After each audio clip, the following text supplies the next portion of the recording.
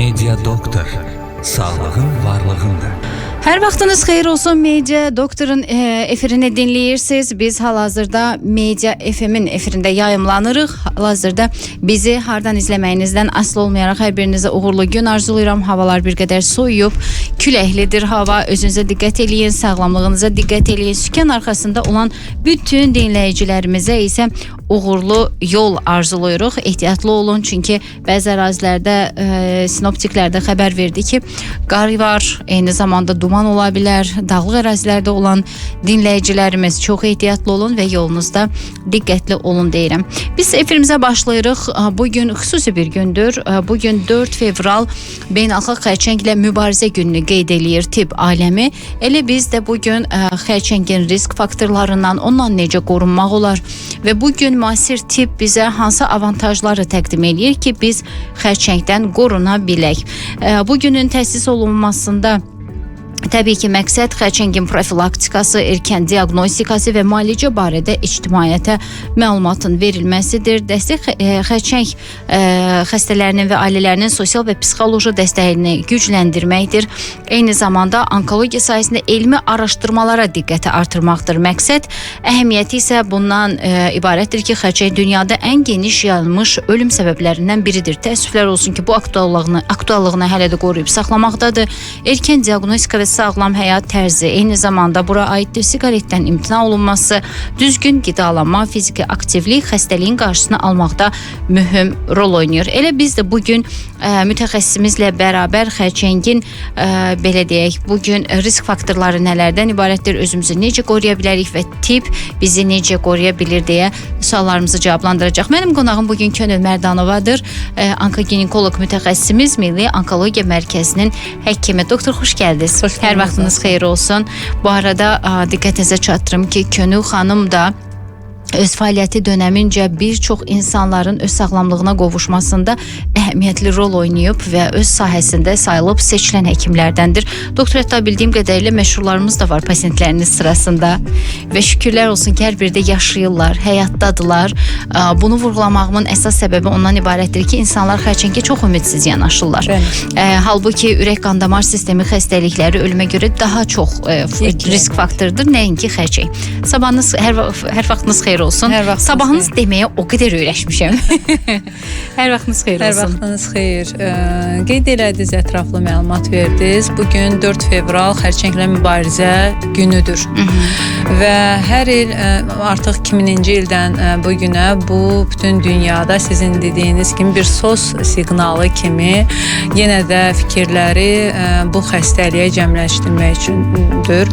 Və illər öncə də bəlkə də bu xəstəlikdən bizim ətrafımızda ümumiyyətlə danışanda belə gizli danışırdılar. Amma günümüzdə öz aktuallığını qoruyan, çox təəssüf olsun ki, statistik rəqəmlər ürək açmayan bir xəstəlikdən danışırıq ki, Qlobakanın 2022-ci il statistikasına baxsaq 20 milyona qədər belə deyək, xərçəng xəstələnmə halları göstərilir və ölüm statistikası da demək olar ki, 50% üzərindədir.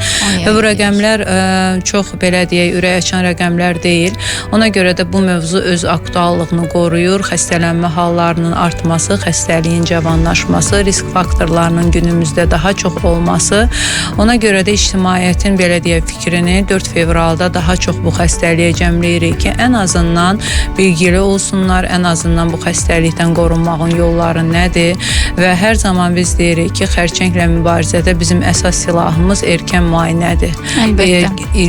İkincili və birincili profilaktika dediyimiz, yəni risk faktorlarını bilməyi aradan qaldırmaq və ikincili profilaktika isə erkən müayinədir. Və ümumiyyətlə sizin də çox doğru bildirdiyiniz kimi bugün də həm risk faktorlarını qeyd eləmək lazım, həm necə qorunmaq lazımdır. Ümumiyyətlə bu xəstəliyə yoluxduqsa daha sonra nə olunmalıdır, kimlərə, hansı mütəxəssislərə müraciət müraciət olunmalıdır. Müalicə bitdimi, hər şey bitirmi? Xeyr, onu nəzərə almalıdırlar ki, mütləq bir onkoloji xəstə, qeydiyyatda olan onkoloji xəstə mütəmadi olaraq müayinələrdə olmalıdır.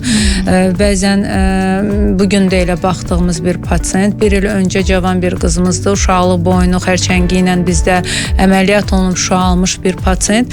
Deyir, doktor, mən bilmədim ki, gəlmək lazımdır. Halbuki insana deyilir 3 aydan bir müayinəyə gəlmək lazımdır. Resizivlə müraciət edirlər. Yəni və yaxud da ki, xəstə gedir 3-5 il müddətində müayinə olunmur, özünü yaxşı hiss edir. Müəyyən müddətdən sonra hər hansı bir orqanda narahatçılıqla müayinə zamanı metastaz. Yəni bunların hamısını pasiyentlərimizə məqsədimiz çatdırmaqdır. İnsanları qorxutmaq deyil, sadəcə insanları bilgiləndirməkdir. Yenə də cümləmin önünə dönəcəm ki, təəssüf olsun ki, geniş yayılmış bir xəstəlikdən və ölüm statistikasına da baxanda, bəli, sizin də dediyiniz kimi ürək damar xəstəliklərindən sonra ikinci yerdə duran bir patologiyadan danışacağıq. Həm də doktor, burada əslində tibb tək deyil bu məsələdə. İnsanların da çox böyük rolu var.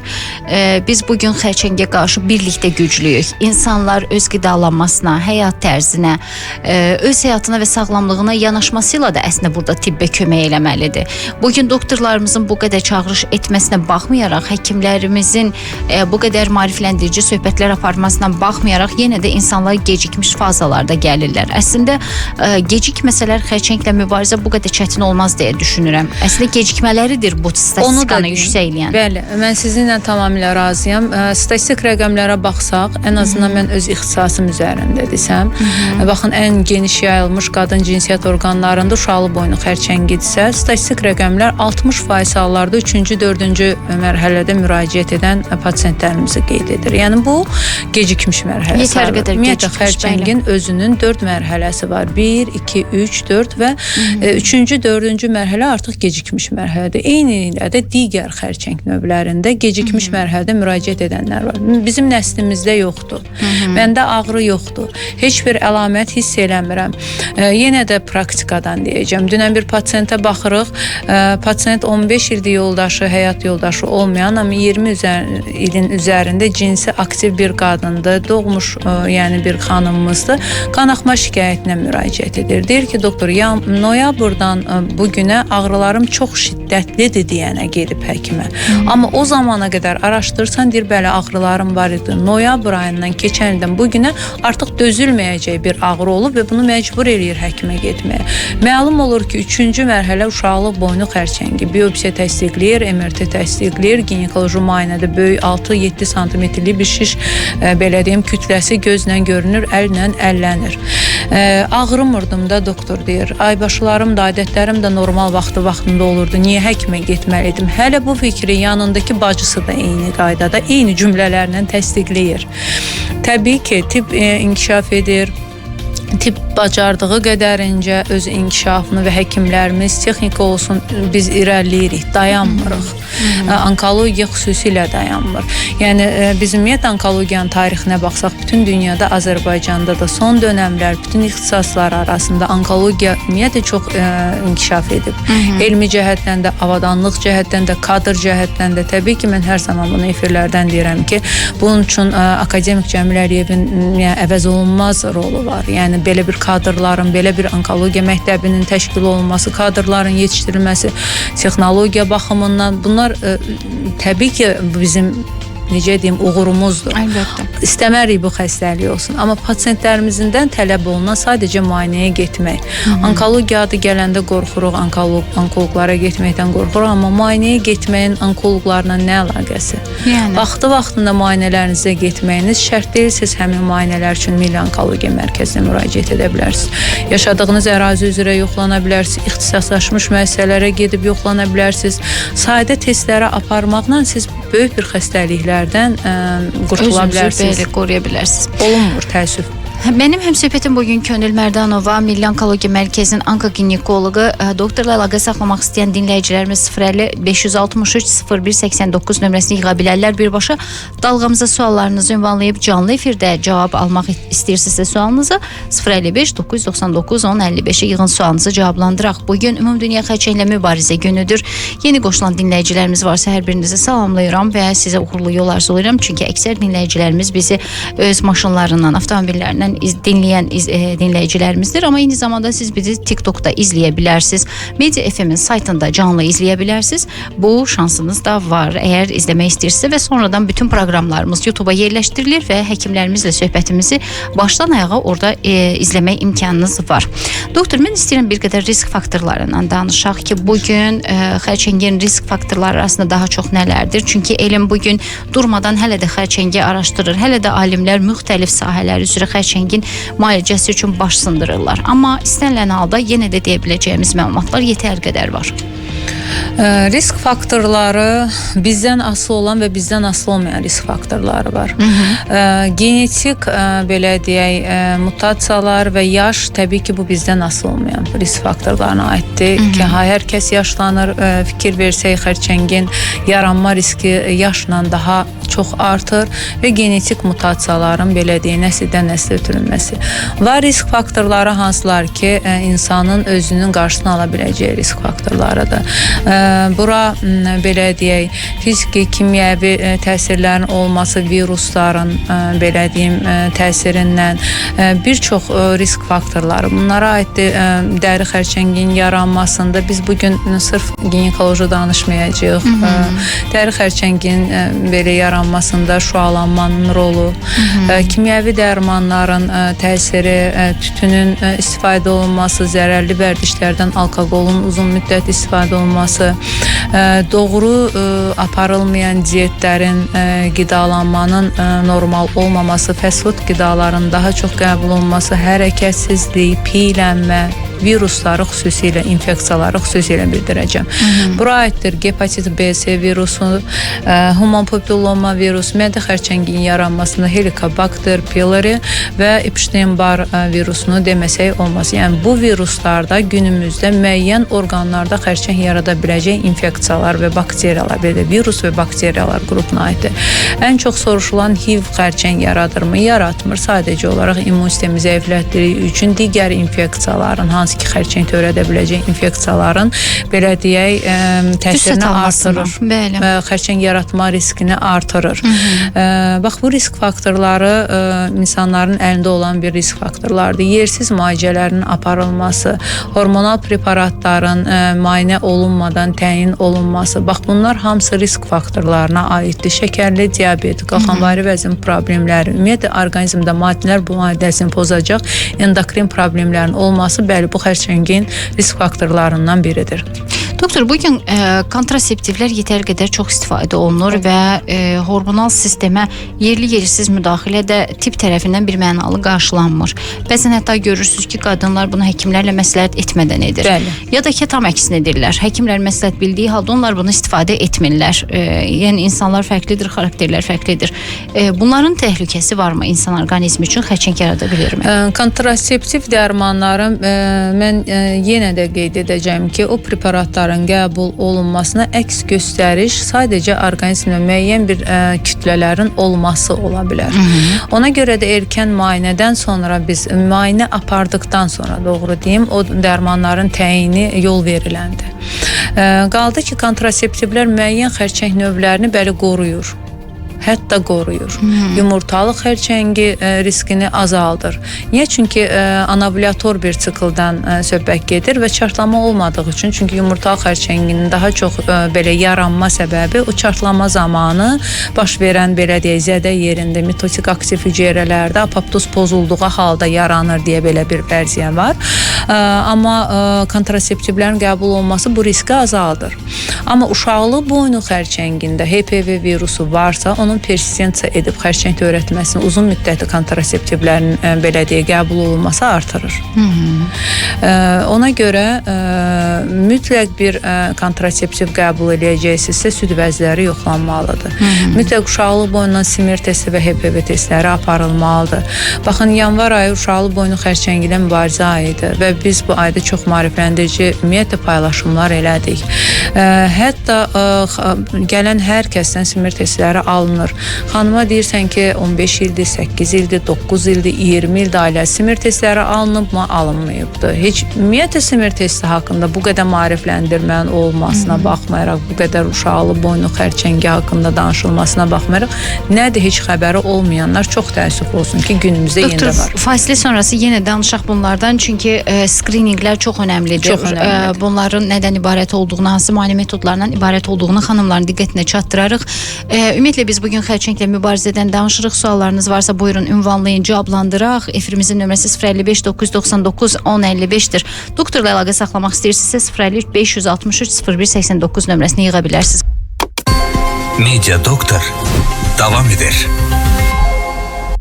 Unutmayın ki, sizin sağlığınız varlığınız deməkdir. Biz davam edirik. Media FM-in efirində Media Doktoru dinləyirsiniz. 105.5 FM-in efirində. Biz bugün 4 fevral xərçəng günü ilə mübarizə ilə bağlı bir efir təşkil eləmişik. Bugün mənim həm söhbətim Könül Mərdanovadır, onkoginekoloq mütəxəssisimiz, Milli Onkologiya Mərkəzinin həkimi. Əgər suallarınız varsa buyurun, ünvanlayın, cavablandıraq. Doktorla əlaqə saxlamaq üçün əlaqə nömrəsi 050 563 0189-dur. Efirimizin nömrəsi isə 055 999 1055-dir. Doktor, fasilədən öncə biz skrininqlərdən danışdıq. Skrininq müayinələr əslində dünyada çox məşhurdur və dünyada yetərli sayda qadınlar bundan istifadə edirlər. Təəssüflər olsun ki, ölkəmizdə maarifləndirmə işinin aparılmasına baxmayaraq qadınlar yenə məlumatsızdır. Biz harda onlara sözümüzü çatdıra bilmirik, harda gec qalırıq. Mən düşünürəm son zamanlar ümumiyyətlə sözümüzü çatdırırıq, amma bu deyir tək əldən səs çıxmaz. Bəli. Bu həkimlərin yalnız efirlərdən, belə deyək də, paylaşımları ilə, sosial şəbəkələrlə olmayacaq. Sizin qeyd elədiyiniz kimi bütün dünyada skrininq, bu ikincili profilaktika deyilir. Hər bir xərçəng növünün müəyyən, ümumiyyətlə Səhiyyə Təşkilatının müəyyən xərçəng növləri üçün skrininq proqramları var. Bura prostat xərçəngi, südvəzi xərçəngi, kolorektal xərçəng, uşaqlıq boynu xərçəngi, ağciyər xərçəngi, dəri xərçəngi, bunlar üçün müəyyən bir skrininq proqramları var. Amma dövlət proqramlarıdır. Bizim də dövlət proqramımız əslinə qalanda var və skrininq testləri, belə deyək, sığorta üzərində simir testi və HPV testi aparılır. Amma məcburi sürətdə xanımlar ona dəvət olunurmu? Olunmur. Həkimlərə müayinəsinə gedəndə mütləq onu xəstəxanalarda bu testlər götürülür. Təbii ki, zamanla biz düşünürük 2030-cu ilə qədər bütün bunlar artıq dövlətimizdə planlı sürətdə, sizin də qeyd elədiyiniz kimi bir çox xarici dövlətlərdə icra olunan kimi məcburi sürətdə bu skrininq testləri aparılacaq. Və müəyyən tədbirlər, xüsusən də ki, uşaqlı boynu xərçəngi ilə belə deyim, mübarizədə xüsusilə aparılacaq. Bura peyvəndlənmə daxil olunacaq. Təbii ki, 9-14 yaş arası birinci başlanılacaq qız evladlarımızın peyvəndlənməsindən. Bunu təbii ki, məcburi sürətdə dövlət tərəfindən aparılacaq, planlaşdırılan budur. Ümumiyyətlə, statistikaya baxsaq, ayrım eləmədən deyəcəm, birinci yerdə ağciyər xərçəngi durur. Daha sonra süd vəzi, kolorektal, mədə, uşaqlıq boynu. Baxın, uşaqlıq boynu ümumiyyətlə xərçənglər arasında 4-cü sırada yerləşir. 2-ci sırada süd vəzi xərçəngi yerləşir. Yəni, statistik rəqəmlər belədir.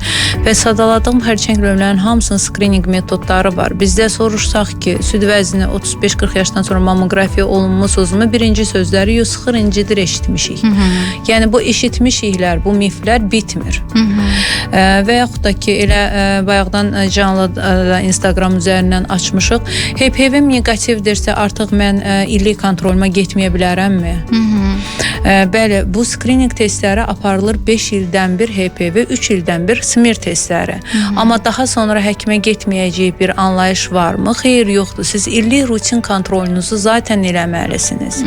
Əgər növbəti 2-ci ildə həkim hər hansı bir şikayət görürsə, əlamət görürsə və yenidən HPV-ni 5 il deyil də 3 ildən sonra, 2 ildən sonra götürmək qərarı verirsə, deməli götürmək lazımdır. Yox, kitabda elə biz oxumuşduq 5 ildən sonra götürülməlidir. Elə bir anlayış yoxdur.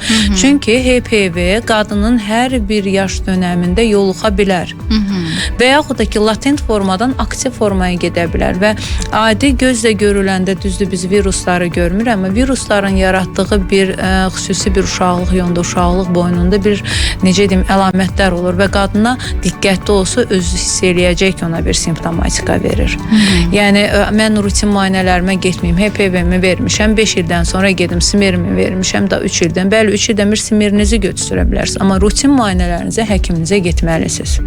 Doktor, əslində belə deyək, 17 ildən çox bir jurnalistika təcrübəmdə az qala 12 ildən çoxunu tibbi maarifləndirmə işində olmuşam və 12 ildən çox da həkimlərimizlə işləyirik.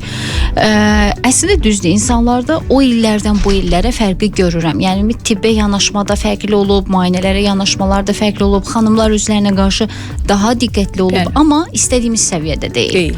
Bunu həkimlərimiz də deyir ki, yəni əvvəlki illərə baxanda biraz yumşalıb vəziyyət, yəni tibbə yumşaq yanaşırlar və daha tez getməyə çalışırlar.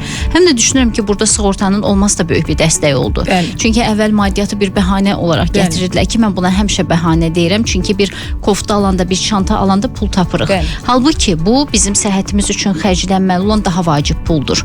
Yəni bunu öz bəzəyimizdən, öz şəxsi ehtiyaclarımızdan kənara qoyub mütləq etməliyik. Çünki bunun sabah belə deyək, telafisi yoxdur. Türk qardaşlarımız demiş. Yəni bunun sığortası ancaq müayinədən keçməkdir. Ona görə də əslində belə günlərdə danışmağımız, sizin kimi həkimlərimizin maarifləndirmə işi aparmasının məqsədi ondan ibarətdir ki, insanları müayinələrə təşviq edək. Eyni zamanda yaxınlarımızı müayinələrə təşviq edək. Genetik yatqınlığımızı göz önündə saxlayaq. Mütləq. Onu mən qeyd eləyəcəm. Mən ümumiyyətlə sizin sözünüzə qüvvət. Biz gündəlik həyatımızda sizin də qeyd elədiyiniz o bəhanələr dediyiniz bəli çox eşidirik. Sadəcə orada maddiyyat deyil, vaxt gəlmədi, bir çox bəhanələrimiz olur. Regionlarımızdan bəhanələrimiz çox olur, gələ bilmirik mərkəzə. Bizdə o dərəcədə ixtisaslaşmış belə deyim vəziyyət deyil, biz gedə bilmirik. Onlar da sizin dediyiniz kimi bəhanədir. Mən hər zaman deyirəm ki, pis həkim yoxdur. Sadəcə ixtisas sahiblərinə getməlisiniz. Əgər bir xəstəlik hüceyrə dəyişikliyi ilə baş verirsə, deməli bir onkoloqun konsultasiyasını almaq lazımdır. Qeyd elədiyiniz nə isə gedib almaqdan da önəmli. Mən sizə deyim ki, çox kosmetoloji proseslərə vaxt ayırırıq, aylarla, həftələrlə gözləyirik də və bir neçə dəfə xahiş edirik ki, sən Allah bizi bu müayinəyə buna yazın biz gələk, amma həkimin qəbulunu gözləmirik. Adəti olaraq ya uşaq çıxıb məktəbdən qalıb, ya maşın gedir biz getməliyik, ya vaxtımız yoxdur. Adi müayinə nəticələrini belə gözləmək hövsələsi yoxdur. Təbii ki, biz bunları hər zaman deyirik ki, xanımlarımıza, bunlar kənara qoyulub bir gün ərzində səhərdən axşama gözləmiş olmuş olsanız da belə səhhətinizi rahatlayın ki, bir problem yoxdur. Daha sonra başqa işlərinizə məşğul olun. Bu önəmli faktordur və biz bunu nə qədər gücümüz çatdığı qədərcə insanlarımıza deyirik. Sizin dediyiniz kimi öncələrlə indikində çox böyük fərqlər var. Ən azından onkoloji bu düşüncədə bir qədər dəyişikliklər var, amma yenə də bizim istədiyimiz səviyyədə deyil. Regionlarımızda vəziyyət yaxşı deyil. Məsələn, bizim araşdırmalarımızda görünür ki, demək olar ki, müraciət edən pasientlərimizin gecikmiş mərhələdə çox hissəsi 60-70% regionlardan gəlirlər. Bu bəlkə də elə xəstələrin də dediyi kimi düzgün ixtisaslaşmamış sahələrin olması və yaxud da ki, yolla əlaqədar gəlib daha tez müraciət eləyə bilməməkləri. Bax, bunlar o insanlara mane olur. Bir də, yenə də bu həftə baxdığım bir pasient, yenə də uşaqlıq boynu xərçəngi deyir, doktor, ağrılarım vardı, UZİ gedirdim, UZİ deyirdim, miyomadı, müalicə yazılırdı.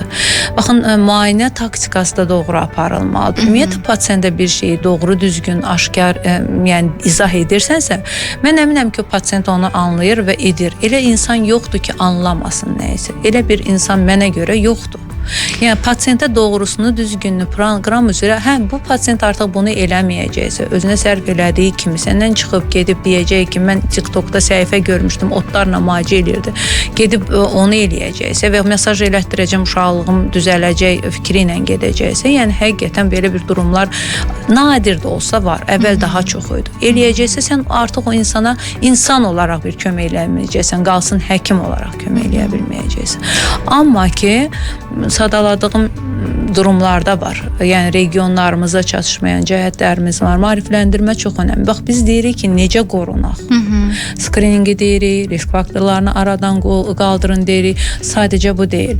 Mediaya çox böyük güc belə deyim düşür. Sizin dəstəyiniz çox önəmlidir. Siz ümumiyyətlə araşdırıb həqiqətən bu işi bilən insanları dayanmadan efirlərə çağırılmalıdır. Media çox önəmlidir. İctimai yerlərdə müəyyən məlumatlandırıcı belə deyim lövhələrin olması, pasient oturub hardasa bir insan oturub nə isə gözləyərkən, istər bu bank olsun, avtobus dayanacağı olsun, nə olur olsun, orada bir maarifləndirici bir yazı keçməlidir ki, onun diqqətini cəlb eləsin. İxtisaslaşmış orta tip personalın üzərində treninqlərin keçməsi bu çox önəmlidir. Mütəxəssislərin, onkoloqların gedib regionlarda bunu keçməlidir və bunu təşkil olunmalıdır. Yəni çatışmayan cəhətlərimiz bunlardırsa, bunlar aradan qaldırılmalıdır. Bu kompleks bir tədbir olmalıdır və bu gün də mən düşünürəm ki, bunu daha çox qabartmalıyıq ki, məktəblərdə, universitetlərdə maarifləndirici mütləq çıxışları olmalıdır. Bu filan klinikanın həkimdir, mütləq çıxış eləməlidir deyə deyil. Əgər biz uşaqlı boynu xərçəngindən danışacağıqsa, respublikada bu işlə məşğul olan mərkəzin, bu işlə məşğul olan şöbənin həkimi və oranın məsləhət bildiyi bir həkim gedib həmin yerlərdə çıxış eləyib və uşaqlarımızı, yeri gələndə universitetdə olan cavan qızlarımızı, müəllimələrimizi maarifləndirməlidir. Necə ki, Milli Onkologiya Mərkəzində şiş yönü xəstəliklərin diaqnostikası və müalicəsi şöbəsi var. Adının siz mənasına baxın. Şiş yönü xəstəliklərin diaqnostikası və müalicəsi. Yəni bizim bu qədər danışığımızın məqsədi nədir? Bir xəstəliyi şişönü vəziyyətdə tutmaq. Yəni heç bir xərçəng bir gün ərzində yaranmır. Çünki bir dönəmdən keçir prekanser dediyimiz, xərçəngönü dediyimiz və bu şöbədə fəaliyyət göstərən bütün ixtisas sahibləri deməli bu şöbədə işləməyə layiq mütəxəssislərdir və həmin mərkəzlərdə, həmin həkimlərdə belə deyək məruzələrlə çıxış eləməlidir ki, belə şeylər bizim mərkəzimizdə çox olur. Bunu sadəcə yayımlamaq lazımdır, bilgiləndirmək lazımdır. Axırıncı tip kollecində mənim 1 saatlıq məruzəm oldu. Hələ indiyəcəndə oradan bəlkə də qohumu üçün Milli Onkologiya Mərkəzinə gələn müəllimlər gəlir qapını dördür ki, xanım, biz hələ də sizin o leksiyanıza yəni düşünürük ki, uşaqlar səsini belə çıxartmadılar. Yəni maraqlı mövzulardan, günümüzdəki aktual problemlərdən, HPV-dən danışırıq, xərçəngdən danışırıq. Bu təkcə tibbi problem deyil. Bu həm də sosial bir problemdir. Bu bizim hər tərəfli həll eləməli olduğumuz bir problemdir. Hə, tibb elmi inkişaf elədi, tibb elmi yaxşı, bu tibb elmi inkişaf elədikcə axı bu insanlarımız da o səviyyədə maariflənib və mental olaraq artmalıyıq.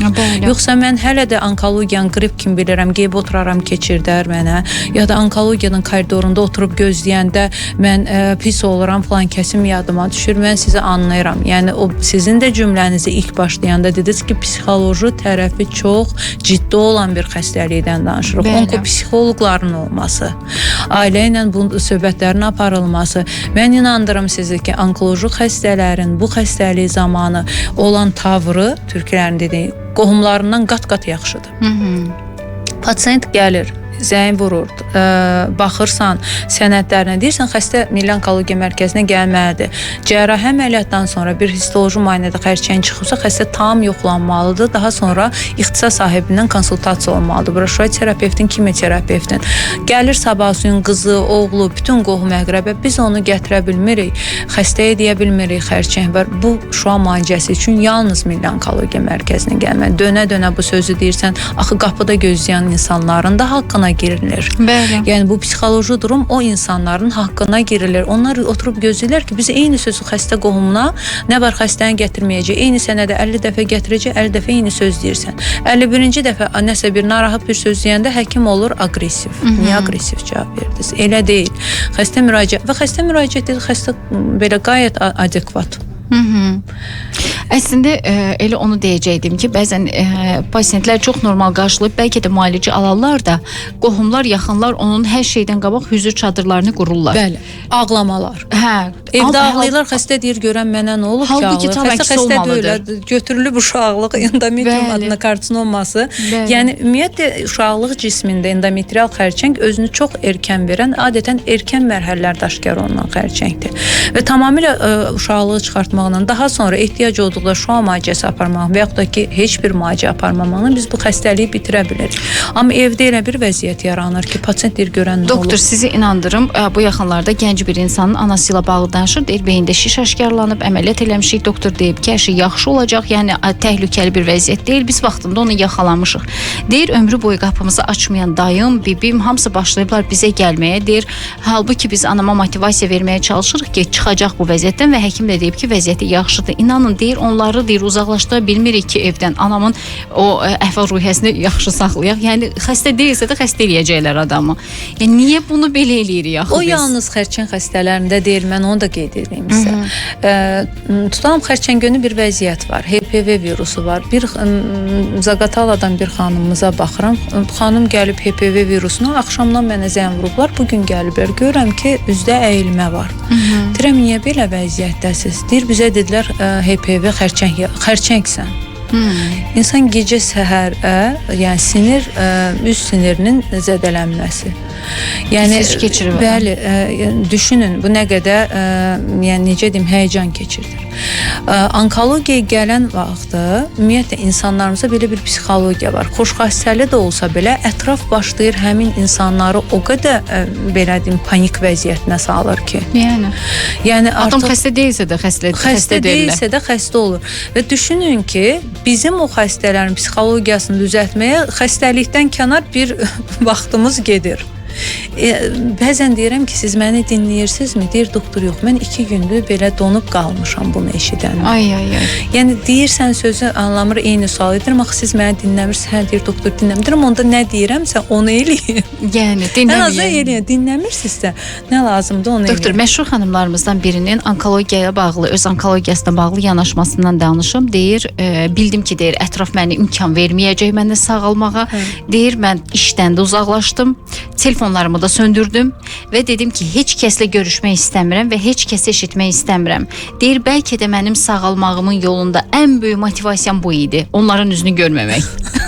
Yəni çox xahiş edirik. Onları görməyə getməyin. İcazə verin insanlar sağalsın. İcazə verin onlar toparlansın. Həkimin dediyini eləsin. Yox, bir də yandan məsləhətlərimiz var. Hamının da dərhal bir həkimi üzə çıxır. Peyda olur, bəli. Başlayırlar ki, ay yox filan həkimdən qoyun danışım. Ay doktor, qohumumuzda budur. İstərsəməz bir xaos, bir qarışıqlıq yaranır. Bu doğru deyil. Əgər getmişsə, mən hər zaman deyirəm ki, həkiminizi öncədən seçəcəksiniz. Bu Könül Mərdanova olmaya da bilər.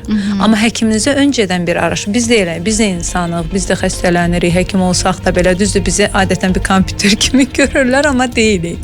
Yəni biz də gedəndə araşdırırıq, öyrənirik, bilirik, belə gedirik. Bu insanlıq halıdır. Yəni sizə də aiddir öncədən. Bəzən gəlir, baxıram ki, 3 həkimi həkimlərin dalıcan deyirəm, incimini mən sizə konsultasiya eləməyə çətinlik çəkəcəm. Sonra insani aramızda bir narahatçılıq olar. Mən özümü pis eləyəcəm. Yəni görürsən ki, insan hardasa artıq ilişib qalıbdır. O bunu dedi, bu onu dedi. Öncədən araşdırın. Bu işin ixtisas sahibi budursa, ora gedilməlidir. Yəni ginekoloqlar mamologiyanı bilirik, amma mamolog kimi fəaliyyət göstərib o işi eləyə bilərlərmi? Eləyə bilməzlər. Qalxanvari vəzdə bir tiroidit xəstəsi gəlib, baxdıq TSH dəyərlərinə, eutiroksu indi biz də bilirik nədir o zad. Amma eləmək doğrudurmu deyil. Mən o iş bilən adam ki, onun incəliyini bilmirəm. Yəni çox təəssüf olsun ki, belə durumlarımız var. Bir daha dinləyicilərimizin diqqətinə çatdırım. Könül Mərdanova studiyamızın qonağı da onkoginekoloq mütəxəssisimiz Milli Onkologiya Mərkəzindən gəlib studiyamıza. Nömrəsi 050 563 0189-dur. Vaxtında həkimə müraciət etmək üçün biz buradayıq və hər daim də dinləyicilərimizə və halimizə bununla bağlı səslənirik.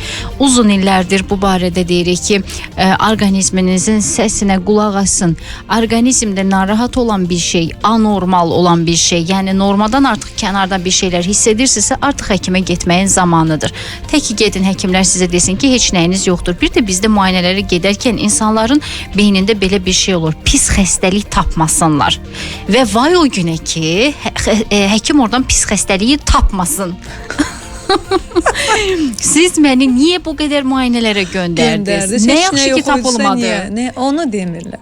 Nə yaxşı ki tapılmadı. Canlıda indi bir mesaj gəldi. Şöylədir məncə bizim xəstəmizdir. Yazır, mən əvvəl onkologiyaya gedəndə bizdən sürüdüb içəri aparırdılar. Amma indi özüm gedirəm və hələ ətrafıma da məsləhət bilirəm ki, orada yoxlanmaq daha doğrudur, düzgündür. Bəli, eynisilə çox şahid olmuşam həyatda. Müayinəyə getmək. Baxın, bayaq dediniz ünlülərdən. Ümumiyyətlə professionallıq təbii ki kənara çıxmaz.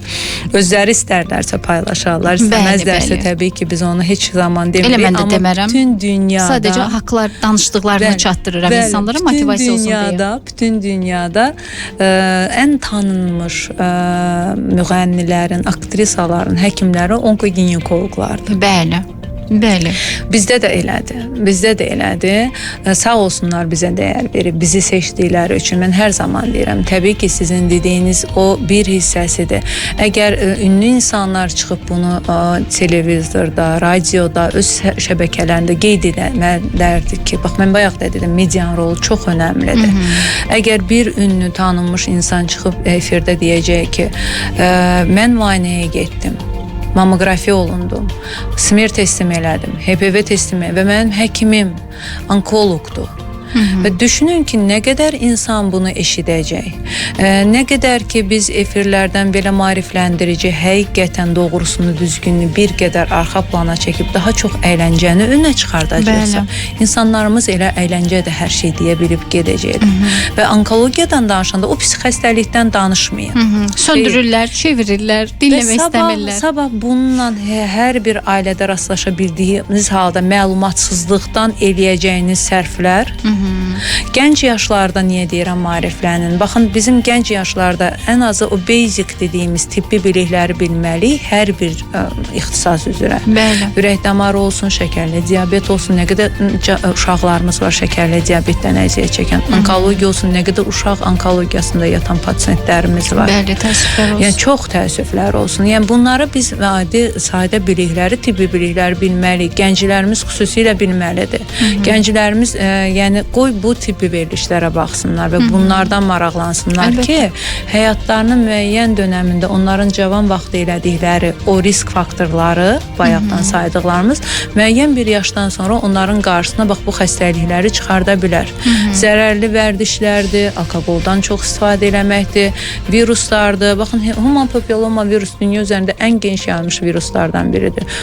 Cavanlarımız doğru cinsel münasibəti bilməlidir, peyvəndlənməni bilməlidir, yanaşı infeksiyaları bilməlidir. Bax, bunları bilməyəndən sonra müəyyən 35-40 yaşında hər hansı bir uşaqlı boynu xərçəngi ilə yoluxanda niyə axı mən bu zamana qədər bilmirdim?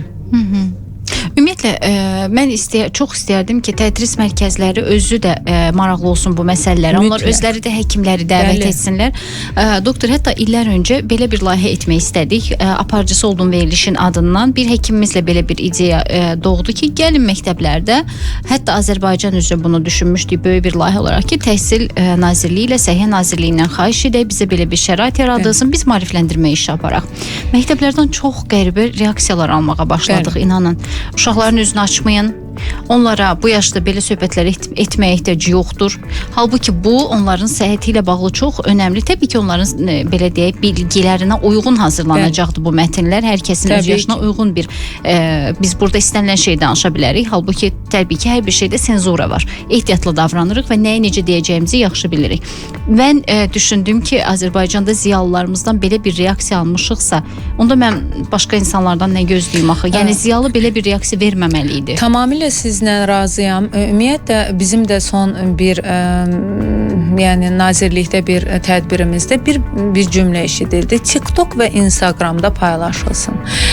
Sosial şəbəkələrə heç kim istisna eləyə bilməz, amma mənə görə TikTok, Instagramla iş həll olunmur. Bəli.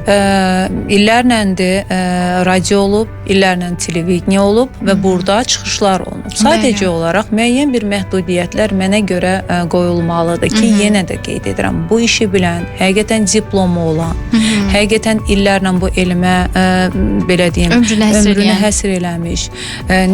Yəni bu elmi fəaliyyətlə məşğul olan, çıxışları olan, nəinki Azərbaycanda, artıq Azərbaycan kənarında araşdırılıb bu həkimlər dəvət olunub və bu xəstəlik haqqında danışmalıdır. Eyni ilə sizin dediyiniz sözə qüvvət, tibb təhsil müəssisələrində bu olmalıdır. Başqa bir sual verək. Siz evladlarınızın üzünün açılmamasını istəyirsinizsə və hamısının əlində, 99%-nin əlində telefon və əmin olun ki, o sizə valideyn deməsə də, çünki siz də o dərəcədə maraqlanmırsınız ki, ümumiyyətlə uşaqlarınız nəyə baxır. Amma bir kənardan izləsəz bilərsiniz ki, sizin o üzünü açmaq dediyiniz tibbi maarifləndirmə deyil də, üzünü açmaq dediyiniz sizin o TikTokda və yaxud da Instagramda hansısa bir oyunlarda gördükləri, eşitdikləri sözlərdir. Yəni bunlardır. Nə zaman yəni bu məsələdə həkimdən qorxmaq lazım deyil. Bəli, o düşüncə, onun həkimin oyununa yıxmaq lazım deyil. O düşüncə nə zaman ki bizdə düzələcək, o zaman da düzələcək. Son zamanlar hələ bir yaxşı bir haldır ki, bir adət haqqında qız evladlarına məktəblərdə bir məlumat verilir. Bəli. Əvvəllər heç onu da verilmirdilər. Verilir, müəyyən bir şeylər var ki, mütləq verilməlidir. Endometrioz, yumurtalıq kistaları, yumurtalıq kistalarının yumurtalıq xərçəngi, yəni səssiz ölüm deyirik. Mən hər zaman bunu deyəndə bir fikirləşirəm, bu sözü deyimmi, deməyimmi, insanlarda qorxu yaratmayım. Xərçəng xəstəsi gəlir, qarın həcminin böyüməsi, peritoneal kanseromatoz deyir, doktor, məni neynirsən elə təcili əməliyyat elə. Ki o mental keyk, piylik, bütün daş kimi, yəni törəmənin içində. Yəni burada əməliyyat yox, niyə adjuvant kimyoterapiyadan başlayacaq ki, biz əməliyyat vəziyyətinə gətirib çıxarda bilək. Yəni niyə biz yumurtalıq kütlələrini diqqət almırıq? Niyə cavan qızlarda yumurtalıq xərçəngi və yumurtalıq kütlələri daha çox olur, müayinəyə aparmırıq? Adətə başlayırsa sən bu uşağa məlumat verməlisiniz ki. Bəli. Adət başladığı halda bir il ərzində düzənsiz ola bilər. Gür olsa məlumat verməlisiniz, ağrılarınız olsa məlumat verməlisiniz, ağrının xarakterini uşağa deməlisiniz. Bəli. Bu istərsəmiz evə gedəndə valideyn nə deyəcək? Məndə ayağına ağrı var idi. Bugün belə bir dərs keçirdi bizə. Bir ultrason müayinəsindən keçirtmək lazımdır. Ən azından hormonlar verilməlidir, yumurtalıq kütlələri varsa olunmalıdır. Yenə də törəmədən söhbət gedirsə, onkologların rəyi alınmalıdır. 17 yaşında qızı 6 santimetrli bir kista ilə əməliyyat eləyib, sistadanoma eləyib, 6 aydan sonra müayinəyə gəl, 6 aydan sonra təzədən bir 7 santimetrli törəmə ilə də olmur. Ona görə təbii ki, kolleqalarımdan da xahiş edəcəm, xüsusən də ki, regionlarda müayinə, ginekoloji müayinədən başlanılmalıdır, daha sonra ultrasona keçilməlidir, daha sonra MR-a keçilməlidir. Bir törəməyə əməliyyat qərarı alınırsa, onkologların rəyi alınıb, daha sonra alınmalıdır. Öncələr bizim işlədiyimiz vaxtdan istədiyim 2008-2009-cu illərdən bizə bütün regionlardan balaca bir eroziya olanda da belə müayinə üçün göndərdilər. Onkologların rəyi alınırdı. İndi təəssüf olsun ki, bəlkə də bu tibbin bir qədər genişlənməsindən, amma yox, törəmə gördülərmi? Çox xahiş eləyərəm. Onkoloji mərkəzlərdə xəstə müayinə olunsun, qeyri-onkolojda qayıtsınlar öz həkimlərlə. Doktor, ümumiyyətlə son vaxtlar ard-arda 3 əməliyyat keçirmişəm və üçündə də seçimim belə deyək, kökündə onko bilikləri olan cərrahlar olub. Özümdən asılı deyil. Orada özümü daha güvəndə hiss edirəm və şükürlər olsun heç biri ilə də problem yaşamamışam. Çox uğurlu yekunlaşdırıblar əməliyyatları ki, halbuki hətta displaziya qədər düşünülmüşdü. Və mən bunu hər zaman əhaliyə və ətrafımda olan qadınlara da məsləhət verirəm ki, cərrah seçərkən mütləq bir onko cərraha görün. Öncə onun bir fikrini al. İstəmirsənsə də, yəni əməliyyat olmaq istəmirsənsə onu olunma, amma onun fikrini al. Və əməliyyatdan sonraki o histoloji müayinələrə mütləq diqqətli yanaşın. Bu da çox önəmli bir məsələdir ki, bunu insanlar əməliyyat olmuşam, yəni öncədən bir ciddi işini deyilməyib, boş verin deyənlər çoxdur. Media Doktor davam edir.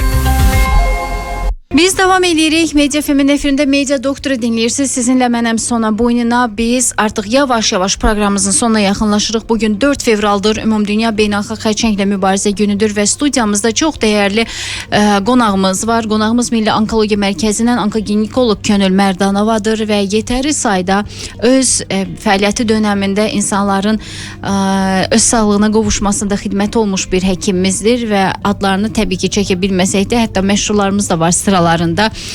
Valla sizin efirlərdən gördüyünüz, izlədiyiniz jurnalistlər olsun, aktrisalar olsun, müğənnilər olsun, aralarında o qədər onko müalicə alıb öz sağlamlığına qovuşan insanlar var ki, bunu deməyimin məqsədi adba-adda bilirəm əksəriyyətini. Sadəcə bunları, bu bir şəxsi məlumatdır, bunları səsləndirmək olmaz. Amma bunu deməyimin məqsədi var. İnsanlar xərçəngdən çox qorxurlar. Halbuki xərçəngdən sağalmaq mümkündür. Əgər doğru bir mütəxəssisə müraciət edərsinizsə, vaxtında xərçəngi aşkar edərsinizsə və həkimin dedikləri ilə doğru yolda gedib sağlamlığınıza həqiqətən ürəkdən qovuşmaq istəyərsinizsə və təbii ki, qohumlar imkan verərsə, xərçəngə qalib gəlmək mümkündür. Mən bunu həqiqətən altını çizərək və dəfələrlə deyəcəm ki, o qohumlardan çox xahiş edirik, insanların hüzür çadırlarını qurmayın. Yəni xərçəng olmaq ölüm demək deyil. Bəli. Bugün nə qədər tibbin inkişaf etməsi, süd vəzindən yetər qədər sağalıb gümrah həyatını yaşayıb davam edən xanımlar var ki, en sayda insan tanıyıram. Hətta övlad sahibi olanlar var. Çox sağ-salamat həyatını yaşayıb övladının toyunu görən, bugün həyatına da şən-şaqraq davam edən o qədər insanlar var. Çox xahiş edirik, xərçəng diaqnozu qoyulan insanların həyatını qaraltmayın. Həkimlər bu qədər məsuliyyəti boynuna alıb səni sağaldacam deyirsə, hər şey yaxşı olacaq deyirsə, siz çox xahiş edirik, müdaxilə eləməyin. Yəni əksinə motivasiya verin, deyin, gülün. Çünki xərçəng deyib gülməyi sevir, xoş əhval-ruhiyyəni sevir, daha doğrusu sevmir, qaçır insandan. Ona görə də əhval-ruhiyyəsi yüksək olması önəmlidir həmin insanların. Tamamilə sizinlə razıyam və bir burada söz demək istəyirəm ki, bizim bu qədər sizlər üçün elədiyimizin əsas məqsədi o xərçəng sözü olmasın inşallah. Bəli. Amma statistik rəqəmlər onu göstərməsə də bizdə, amma istəmirik olsun. Və yaxud da ki, getməmisiniz, yoxlanmamısınız, aşkar olunubsa da doğru düzgün mərkəzlərdə onkoloqlar tərəfindən aparılmalıdır. Hər zaman mən bir söz deyirəm, bu açar bu qapı üçün deyilsə, bu qapını açmayacaq. Yəni Mərhələ doğru qoyulmalıdır, diaqnoz doğru qoyulmalıdır. Xərçəngin mərhələsidir, histoloji müayinə əsasında onun növüdür, diferensiasiya dərəcəsidir və ona uyğun aparılan müalicədir.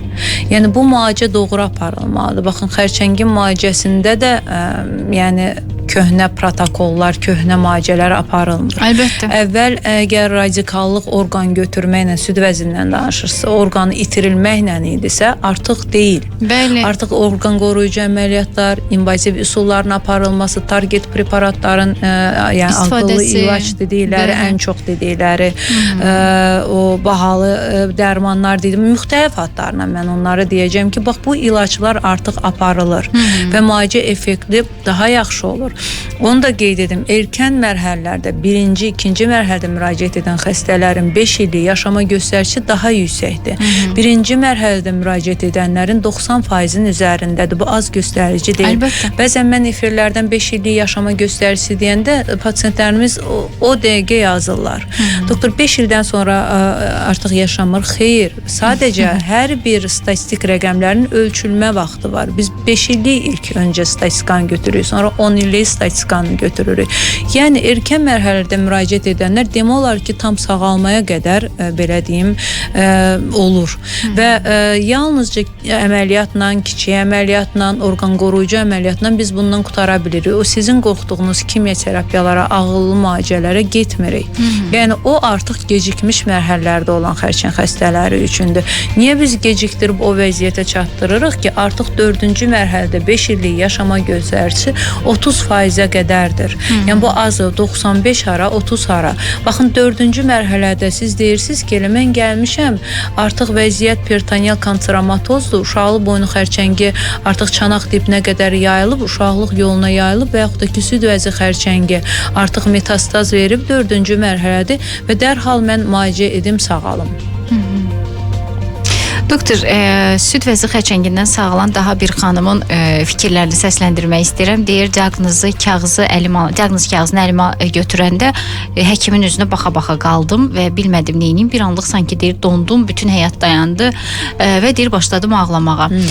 Otaqda da ağladım, çıxdım, deyir, dəhlizdə də ağlamağa başladım və deyir, professor içərdən çıxdı, mənə dedi ki, sən burada oturub ağlayacaqsanmı, yoxsa biz vaxtında müalicəyə başlayıb səni sağaldacağıq mı? Və mənə deyir, onun bir biraz aqressiv, biraz da kəskin bu cümlələri işlətməsi sanki deyir mənə bir ümid verdi ki, yəni həkim ümumiyyətlə sanki heç nə olmamış kimi davrandı mənim qarşımda. Deyir gözümün yaşını sildim, gəldim evə, dedim deyir yox doktor, sabahdan gələcəm və biz müalicəyə başlayacağıq və maşallah uzun illər keçməsinə baxmayaraq sadəcə vaxtaşırı dediyiniz kimi rutin müayinələrinə gedir. Onun özünün vaxtı var. Doktor deyir ki, özümü gördüm vaxta həkimin yerində. Bəli. O artıq bizdə yəqin professionallıqdır. Bəli. Mən pasient gəlir, təbii ki, mən hər zaman deyirəm, cümləm nə dərəcədə düzgün çıxsa deyə bilmirəm. Bir pasientə kobudcasına belə səndə xərçəng var sözü, bu xəstəlikdir də, xərçəngdir, yaşamayacaqsın. Belə bir söz heç zaman dediyimi xatırlamıram. Siz dediniz 17 illik fəaliyyətimdədir. 18 ildə mən fəaliyyət göstərirəm və hələ indiyəcəm pasientə, cümləmizə mən pasientə ömür deməmişəm. Və hələ o suallar biraz azalıb. Əvvəllər daha çox olur. Nə qədər ömrü qalıb? Nə qədər ömrü qalıb? Və bir də o sizin qeyd elədiyiniz kimi ağlamağa başlayanda deyirəm ki, ikimiz də ağlayaq. Həqiqətən həll olunacaqsa məsələ, ağlayaq, məsələ həll olunsun. Yəni bugünkü gündə ağlamağı kənara qoyuruq, başqa şeylərə başqa vaxt ağlayarıq. Sevincdən ağlayarıq. Amma bugünkü gündə yenə lazımdır eləyək. Səni vəziyyətdən çıxardaq, sonra başqa gülərsən, ağlayırsan, ondan sonra qərar verərik. Amma qoy gözlə, biz müalicəmizi eləyək. Bax, o həkimin yerində eyni ilə də biz hər gün eyni situasiyada oluruq. Eyni situasiyada. Sadəcə inamla və etibarla davranmaq lazımdır. O inamla, etibarla davranan pasientlərimizdə çox uzun illər yaşayır. Bəli, çox da gözəl nəticələr alınır. Çox da gözəl. Söhbət, baxın, bəlkə də bir mənalı qarşılanmayacaq, deyib gülmək deyil də, sadəcə bu xəstəliyi özünə xəstə kimi belə deyim, dərd demək, bəli. Dərdi özlərinə yapışdırırlar ki, xərçəngəm mən oturum. Bax, mən hər zaman onu onlara deyirəm. İşə gedirsən, işində ol, ailəndə ol, işini gör, gücü gör, müalicələri də vaxtında elə. Yoxsa elə bütün günü mən öləcəm, mən xərçəngəm. Axı siz bizə psixoloji qoymursunuz, biz sizə kömək eləyək. Yəni, çünki həqiqətən bu orqanizmə çox pis təsir göstərir. Bunu biləsiniz. Hətta bugün psixoterapiyalarda sırf xərçənglə işləyən dünyada mütəxəssislər var ki, bəzən deyirlər ki, hətta insanların özünə yüklənməsindən xərçəng yaranır. Məsələn, deyir, hədsiz dərəcədə övladlarının problemlərini düşünən, onlar üçün narahat olan anaların süd vəzi xərçəngi olma riski daha çoxmuş. Məsələn, belə bir statistika səsləndirilir. Yəni, istənilən halda, məsələn, hər hansı bir dava-dalaş yaşayıb, həyatında aqressiv bir məqam olub da istədiyi sözləri qarşıdakı insana deyə bilməyən, çatdıra bilməyən insanların daha çox mədə xərçəngi yaşadığını deyir psixiatrlar. Bəli, mən də oxumuşam, amma mən bir söz deyirəm, pasientlərimiz çox vaxt soruşur ki, doktor, stres xərçəng yaradır. Stresdən yarandı, əsəbləşdim yarandı, qəfil kimsə rəhmətə getdi yarandı.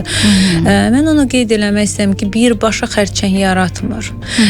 Qadın orqanizmi, ümumiyyətlə qadın orqanizmindən danışırıqsa, neyrohumoral belə deyim, idarə olunur. Və biz kənardan aldığımız qıcıqları sinirlər vasitəsilə hormonlara keçirdirik, belə deyək. Bax, onlar müəyyən bir xəstəliklərin immun sistemin zəifləməsi fonunda yaranmasını artıra bilir. Amma birbaşa mən əsəbləşdim, bugün süd vəzimdə bir törəmə mənə gəldi, yox. Bu o demək deyil. Bu arada doktor sizə təşəkkür edirəm. Yavaş-yavaş proqramımız yekunlaşır və son olaraq istəyərdim dinləyicilərimizə, eyni zamanda da bizi izləyən hər kəsə öz fikirlərinizi çatdırasınız, sonra asta-asta sağollaşaq. Biz bugün 4 fevral xərçənglə mübarizə gününü işıqlandırdıq, bilgiləndirdik, maarifləndirdik.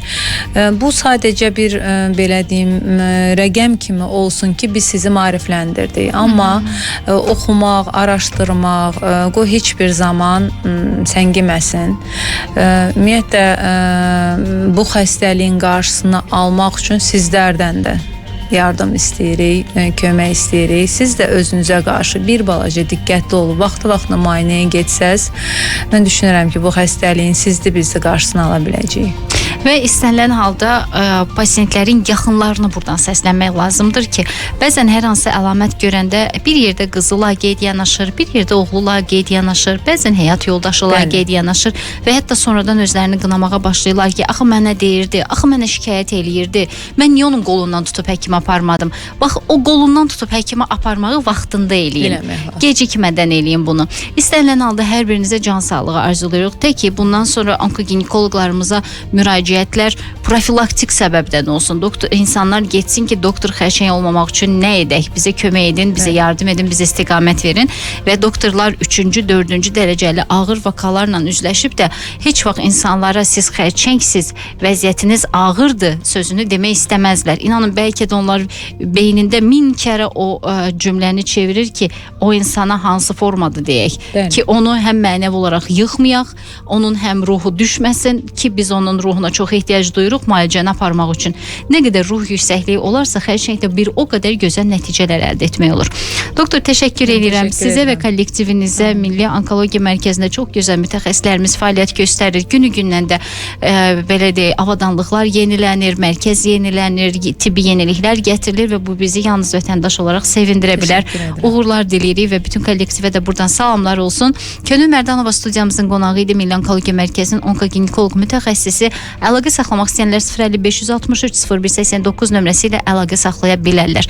Biz ayrılan zaman yekunlaşır. Siz özünüzə yaxşı baxın. Media FM-in efirində Media Doktoru dinləyirdiniz. Sabah yenə də eyni zamanda, eyni vaxtda fərqli bir mövzuya sizin qarşınızda olacağıq. Özünüzə yaxşı baxın.